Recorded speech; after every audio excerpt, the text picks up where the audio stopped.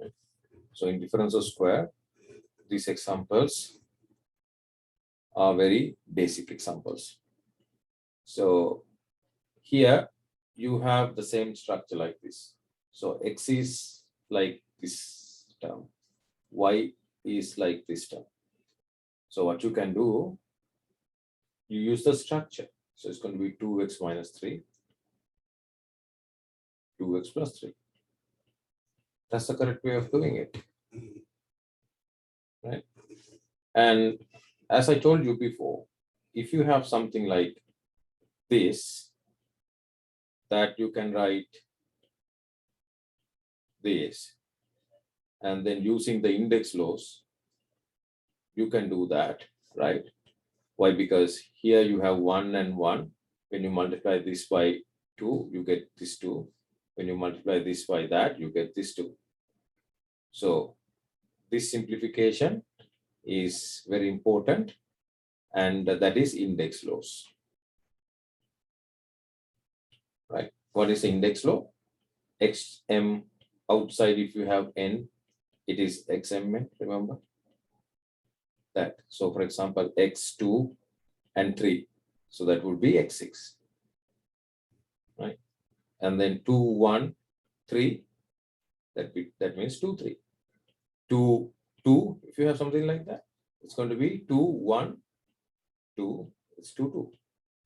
Very easy. Okay. So, but this one you can't do. Why? Because you have plus here. You don't have the structure, right? So here you have minus. That's why you have to have minus. If you have plus, you can't use this structure. Okay, so don't do that mistake. Okay, so the last question, if you have a little complicated one like 81p squared minus 9q squared, right? We will do more questions and I'll show you more variations later. So you absorb, you do those homework, and we will deposit this knowledge somehow. Now 81 is 9 squared, p squared minus 3 squared, q squared. Okay. Then this is 9p whole thing squared minus 3q whole thing squared. Right. So why? Because this 2 and 2 taken out here. Again, index law. You have 1 here. 1 multiplied by 2 is this 9, 2. Then p1 here, multiply by 2, then p to the power 2. That makes sense, right? So understand and keep these techniques, very useful techniques. 3, 1 here, 1 to the power 2 is 2. Q1 here, 1 to the power 2 is 2. Keep these techniques properly. Okay. Then also you have this minus importantly. Do we have the structure? Yes, we have the structure. We have square here. We have square here. We have minus here. Yes, minus here. Square here. Square here. So good.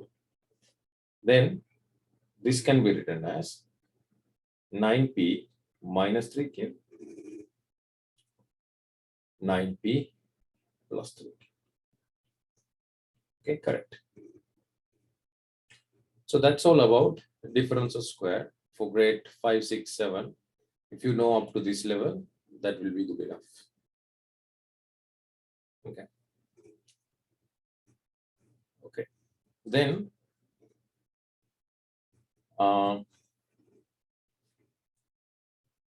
area and the perimeter of a circle. This is the most recent topic we discussed. Now, if you have a radius r the area is given by pi r squared. Perimeter is given by 2 pi r. How do you derive this? We don't need that here, right? So we can do it later when you do maybe VCE, right? How to derive this we'll do later. Now this story will tell you that if you are given the diameter d, then radius would be diameter divided by 2. So if you want to find area in terms of the diameter, listen to me very carefully. In terms of the diameter, the equation would be pi r squared. Now r is d divided by 2. So that would be pi d divided by 2 squared. It's very easy. You can see it's a simple substitution here. You replace r by d divided by 2. Now that would be pi d squared divided by 2 squared is 4. Okay. Now again I will explain this to you. If you have d divided by 2 squared, again index laws, you have d to the power 1 inside, 2 to the power 1, because 2 to the power 1 is 2. Then if you have the power outside, the index law tells you that you can multiply the power. So that would be d2 and 2, 2. So d squared, 2, 2 is 4. So that's what I did here. Should be very clear. Should be very clear. Then if you have d3, 2, 2, outside you have 2, then this is to teach you how the index laws are working. Then this 3 is multiplying with 2, 2 is multiplying with 2. What will happen? D6 divided by 2, 4. That's the answer. Not a problem. Now we are discussing the area. Now if you have a half a circle where the radius is r, now area for the full circle, if you have the full circle like this, that would be pi r squared. So area of the half circle, that would be, you can see this area is half of the full circle. That means area of the full circle divided by 2. Common sense. If you have a cake, you cut that into 2 equal pieces. So the one part of the cake would be full cake divided by 2. Now when you convert that into math, a full is equal to pi r squared. So it's going to be pi r squared divided by 2. So that we already know. Then you have a circle here and you have another circle inside. I will have a circle, complete circle. Circle inside. So inside circle radius would be simple r, outside circle radius is capital R. Now, if you want to find the outside,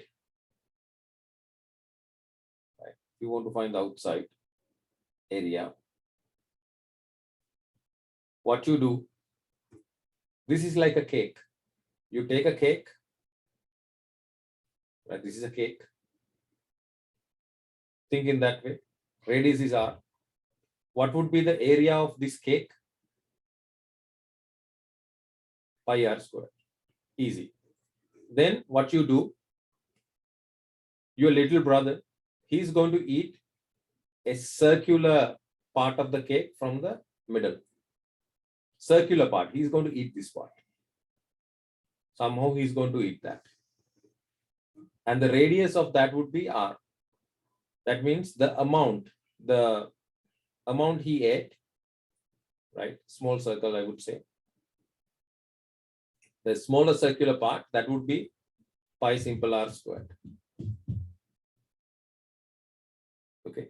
So now once he ate that small part inside, what is the remaining part? Remaining part would be the green color part. Green color part.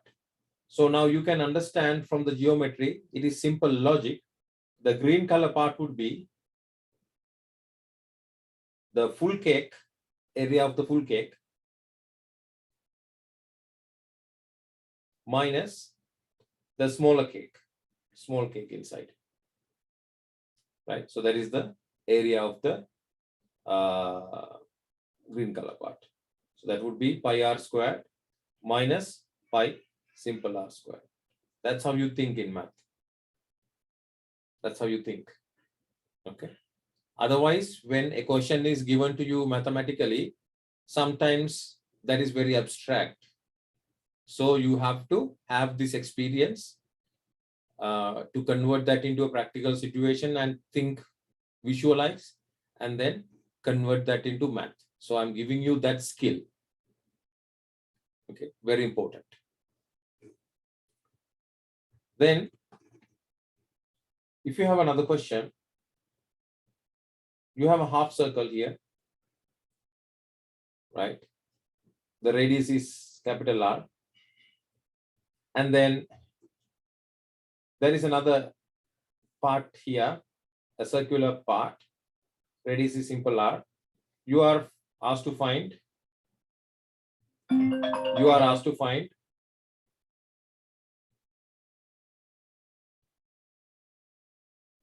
this, right? You are asked to find this. So then again, it is very easy. Again, you have to cut that small cake part. You get the bigger half cake. The area of this one would be pi r squared, but it's half of the circle, right? 2. That is the whole thing. We discussed these things, remember? Then small area, what is the area of this part? That part would be pi simple r squared divided by 2. Why divide by 2? Because it's again half circle. If it is a full circle, it would be like this. It's a half circle. So visualize. Very easy. Then the green color part would be, you can see from the picture, the full half circle, which is this, minus the smaller part. Now, I'm not giving you any values. R is equal to 14, simple R is equal to 7. I'm not giving you those values. But when I give you those values, you do the same thing, right? Right. So don't expect values always, because those values are just you plug in and get the answer, right? So that is a very easy thing.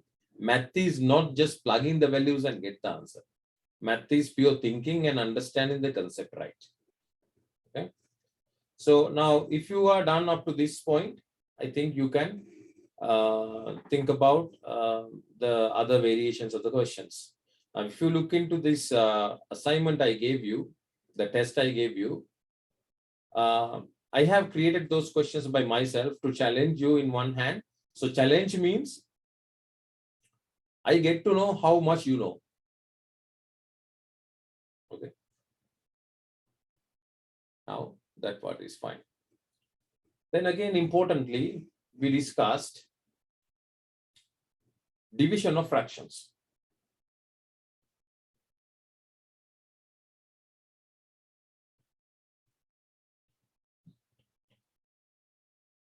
Division of fractions. So if you have two fractions, right?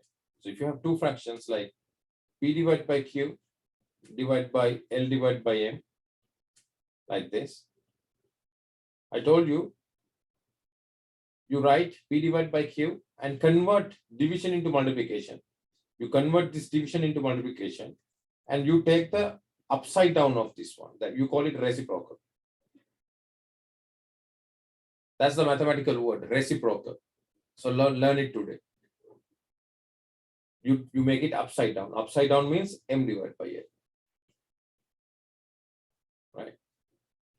So then the answer would be Pm divided by Qm.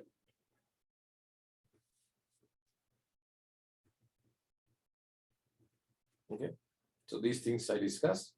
So for example, 3 divided by 2 divided by 5 divided by 4. If you have something like that, it should be 3 divided by 2 times 4 divided by 5. So it's going to be 12 divided by 10. That's the answer. It's very easy. And then, long time ago, we discussed about index laws.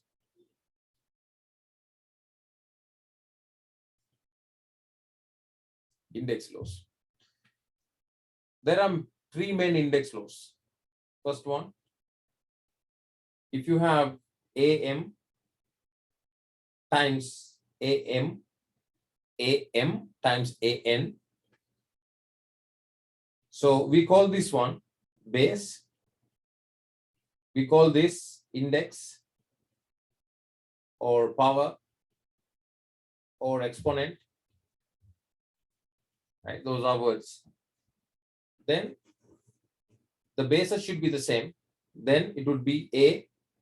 Powers are additive. Remember that word, M plus N. Powers are additive.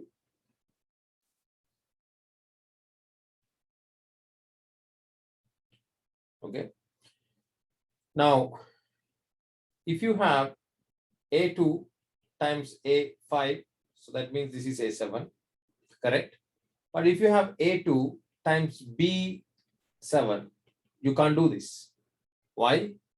Because the bases should be the same. So you have A and B, 2 different bases. So you can't do that. Okay. Again, if you have A2 plus A5, again, you can't do that. Again, you can't do that. Why? Because you have to have a multiplication here. See, all the details should be there. So when a question is given to you, you have to, suppose this question is given to you. So you have to look at the structure. Structure means you have to see A squared, not multiplication, plus. So you have to realize that first. So then you should know straight away, if you don't have a multiplication like this, you can't use this. Right? So that experience is what I'm going to give you. Otherwise, we are going to be in trouble. Okay. So that's all about that variation. But you can extend this knowledge to this level. Suppose you have A plus 1, 2 times A plus 1, 3. It doesn't matter how the base is given to you. So this is considered to be your base now. See the structure. Again, this is considered to be your base. So this is your power. Then it should be A plus B, 5. 5 means 3 plus 2. Addition of powers. Right? So again, correct. So it doesn't matter how complicated the question is, but you stick with your fundamentals and do the things correct. That's it. You can't be confused, because if you're confused, you just blindly do something and that is going to be incorrect 100%. Okay, so that's all about that. Then the next one. Now, if you have AM divide by AN, then if you have division, powers are subtractive. So A, M minus N. Powers are subtractive, right? So for example, 2, 3 divided by 2, 2. If you have something like that, so it's going to be 2, 3 minus 2, which is 2, 1, which is 2. That's the correct one. Similarly, if you have A6 divided by A8, it's a division. So A, 6 minus 8, which is A minus 2. Correct. And similarly, if you have A plus 1, 10, divide by a plus 1, 5. So this is going to be a plus 1, 10 minus 5. So answer would be a plus 1, 5. Correct. Okay. So those things we have already discussed. Now, third and the last one, AM, outside you have N. AM, outside you have N. So there, you multiply these two. So it's going to be AMN. That's the theory. So that is what I showed you before. 2, 2. That means you have 1 here. 1 times 2, 2 is going to be 2, 2. Right? So if you have 2, 2, 3, 2, like that, you can write this one 2 times 3, 2 also. Why? Because you can see this 2 is taken out. So if you multiply this, you get this one. If you multiply this, you get that one. So I believe you will do these questions again after the class to absorb the content to the right depth. That is the requirement. Then with the negative powers, 2 minus 3, 2. So you just multiply. It's going to be 2 minus 6. If you have 2 minus 3 minus 2, then again minus minus positive. These are multiplication, right?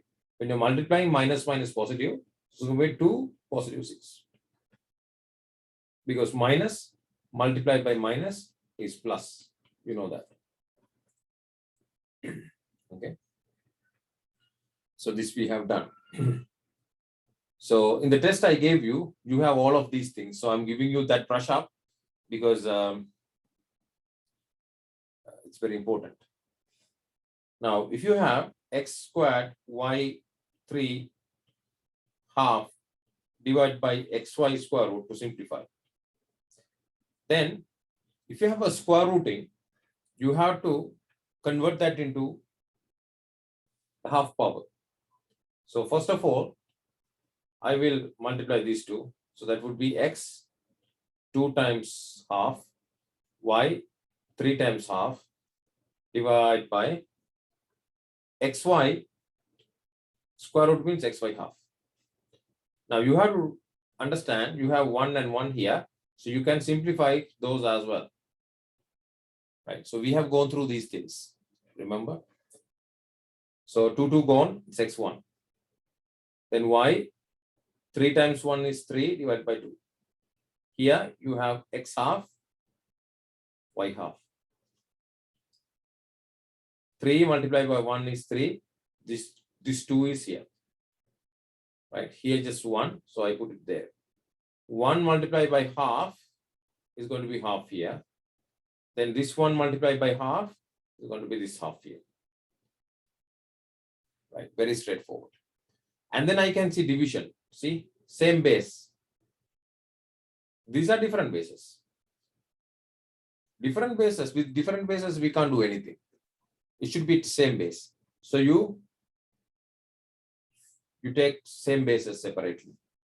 So if you take same bases separately, so it would be x1 minus half and y3 divided by 2 minus half. Why is happening? Because these are dividing. Dividing means powers are subtractive. What rule is this? This rule. This rule. Okay. And then this one over here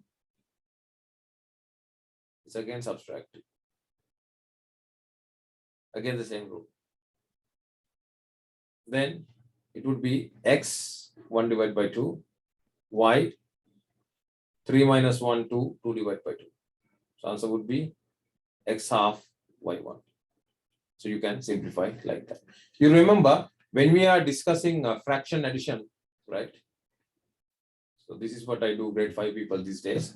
See, you have the same base, see, 2 and 2. So that means you can easily subtract 1 by 3. It's going to be 2 then. 2 divided by 2. So once you experience enough, you do these things like very quickly. Right? So you guys are experienced enough. So that's why I did it in that way. But a couple of months before, I went through this very slowly till you digest it. Okay. Find x. Question is x plus 1 squared is equal to 9. So if you have a question like this, you have to find x, right? So this is 9. Now you have to get rid of these 2. So you consider square rooting in both sides. Square rooting means introducing half power. So if you have that, you can get rid of these 2. When you are introducing square rooting, you put plus and minus. That is a must thing to do. So answer would be x plus 1 plus or minus 9 square rooting. Square rooting means half power. Square rooting means half power. Then that would be, so square root 9 would be 3 plus or minus 3. And then you bring plus 1 into the other side. So it should be plus or minus 3 minus 1. So you have plus solution. So if you get plus solution, it would be plus 3 minus 1 and minus 3 minus 1. Plus 3 minus 1 is plus 2. Minus 3 minus 1 is minus 4. So those are the answers. Then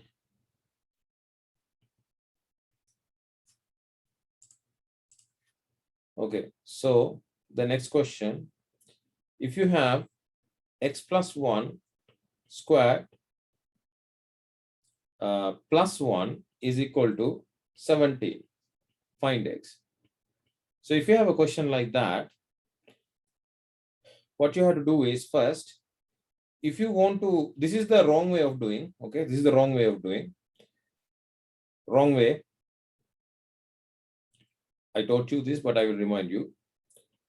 X plus 1 squared plus 1 is equal to 17. Wrong way of doing this would be introducing half here, introducing half here. That is wrong. Why? Because this is an equation, right? This is the equation. If you do whatever to the left-hand side, whole left-hand side, you have to do that to the whole right-hand side. So the whole left-hand side means, right? Whole left-hand side means whole left-hand side. But what you are doing here is just, you are doing here. What about this one? You can't do that. So you have to put half here. So that is a wrong way of doing it, right? So I hope you recall that. So how to do this, right? X plus 1 squared plus 1 is equal to 17. You bring this positive one to the other side. Then that becomes minus. Essentially what I'm doing, I'm minusing 1 here. So then these 2 are going, right? So it's going to be x plus 1 square is equal to 16. So now I'm introducing half power here and half power here. So then you have to introduce plus and minus, remember, right? Those 2 gone. Then you get x plus 1 is equal to plus and minus 4. Because square root 16 would be 4. Then you bring this one to the other side. So I'm easily using that word bringing this. Essentially what you do, you are cancelling that, introducing minus 1. But if you look at it logically, you can say you are bringing it. So when you're bringing it, it becomes, you change the sign, it becomes minus 1. So x is equal to plus or minus 4 minus 1. So here again, you have 2 answers. If you consider plus, it's going to be plus 4 minus 1. If you consider minus, it would be minus 4 minus 1. So it's going to be x is equal to 3. Here it's x is equal to minus 5. So that we discussed. Okay. So the next is, if you have square roots, for example, x square root is equal to 4. Find x. So if you have that, x square root is equal to 4. Again, what you have to do is you have to cancel that half power. So you multiply by 2. You do the same thing here. Multiplied by power half, okay? Sorry, power 2. Power 2. This is power 2 also. So then 2 gone. So you get x is equal to 4 2, which is 16 is the answer. So you introduce plus and minus when you introduce square root powers only. Okay. Hope you understand. This question here. X plus 1 half is equal to 3. Again here, what you can do is you can introduce power 2 in both sides. Then these two will cancel, right? Then it would be x plus 1 is equal to 9. So you bring this one to the other side. It's going to be x is equal to 8. Mathematically, minus 1. So 9 minus 1, 8. So that's what I'm saying. You bring it to the other side. Next one. If you have x plus 1 half power plus 1 is equal to 2. Not 2 actually.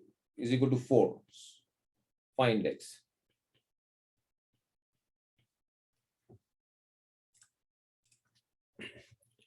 So here, what you do is you bring this one to the other side. Bringing means you are canceling it, right? So I hope you are matured enough to understand that. Half. So when you bring that to the other side, it would be 4 minus 1. What you are doing here is minus 1. See, it's like you are bringing means when you are bringing it, you don't have anything here, then you are just minusing the other part. Okay, so that's sort of a shortcut. So x minus 1 squared is equal to 3. Now you are introducing a power 2. Why you are introducing power 2? You are introducing power 2 because you need to cancel this, right? So it's going to be x plus 1 is equal to 9. So you are bringing this one to the other side. So x is equal to 8. Okay, that's good. Now, what about this question? This is the last question in this. Half plus 3 is equal to 2. Find x.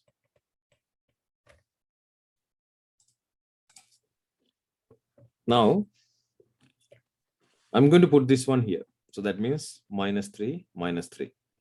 So if I do that, I get 2 x plus 1 half is equal to minus 1. Because this is going to be 0, right? Minus 1. Now what I do, I'm going to cancel this 2, divide by 2. So I'm going to cancel this.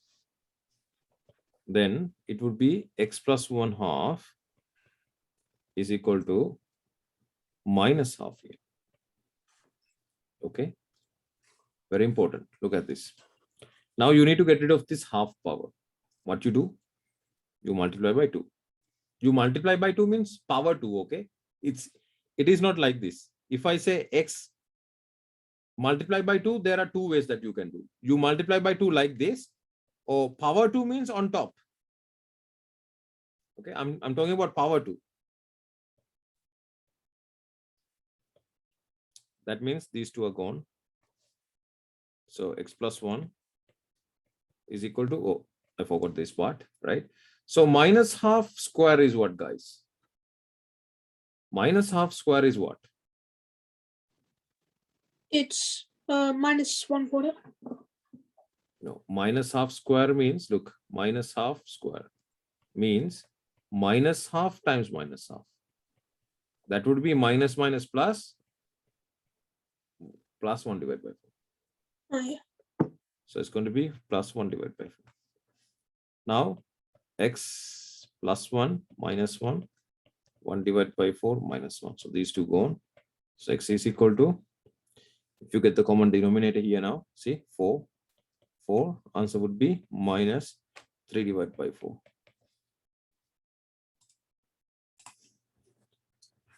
So now half x minus 1 squared plus 1 is equal to 9. What I do minus 1 minus 1. So these two go on. So half x minus 1 squared is equal to 8. Then I'm going to multiply by 2 so that I can get rid of these two. Then I have x minus 1 squared is equal to 16. So stick with the fundamentals. Then I'm going to introduce half power. Why I do that? Because I need to get rid of these two. Then when I do that, I have to introduce plus and minus. So it would be x minus 1 is equal to plus and minus 4 now. Because 16 half is nothing but 16 square root, which is 4. Then you bring this one to the other side. So it's going to be x is equal to plus and minus 4 minus 1 plus 1. Then here you can consider the plus value. So it's going to be plus 4 plus 1. You consider the minus value minus 4 plus 1. So this is going to be 5. This is going to be minus 3. So x is equal to 5 and minus 3 is the answer.